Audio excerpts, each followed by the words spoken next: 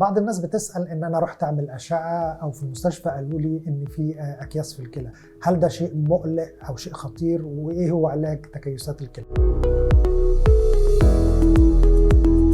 طيب خلونا الأول نفرق بين نوعين من التكيسات، في التكيسات المكتسبة وفي التكيسات الوراثية. أولا بالنسبة للتكيسات المكتسبة دي شائعة الحدوث وخاصة مع تقدم العمر، وما هيش شيء مقلق ولا خطير، هي عبارة عن حويصلات مائية بتظهر بعد سن ال50، نادرة الحدوث. مع بعض الناس قد يحدث التهاب أو يحصل النزيف، وفي الحالة دي بيحصل التدخل، غير كده ما بنتوقعش إن يحصل مضاعفات وما بنتدخلش. لكن في عندنا بعض العلامات في الحويصلات أو الأكياس دي تقول ان هي مش اكياس بسيطه، زي ايه؟ ودي طبعا بيعرفها المختصين واطباء الاشعه، زي ان اكياس الكلى دي اصبحت سميكه او تشعبت او اصبح فيها انسجه من الداخل او اصبح عليها تكلسات. في الحاله زي دي بتحتاج متابعه واحيانا تدخل. اما اكياس الكلى البسيطه اللي بتحصل مع السن، بقول للناس ما تقلقوش منها، ودي ما تحتاجش تدخل وما تحتاجش ان الشخص يتخذ ليها اي اجراء. الاكياس الوراثيه بقى دي بتحصل نتيجه زي ما قلنا خلل في الجينات، سواء بقى قبل الولاده او حتى بعد الولادة، ودي للأسف بتؤدي إلى قصور كلوي. أحيانا بيحصل طبعا بيصل مع المريض مرحلة الغسيل الكلوي، وللأسف ملهاش علاج، لكن في بعض الإجراءات اللي بنعملها علشان نقلل من تدهور معدل وظائف الكلى مع الأكياس الوراثية. وانتظرونا في فيديوهات قادمة مع كلينيدوم.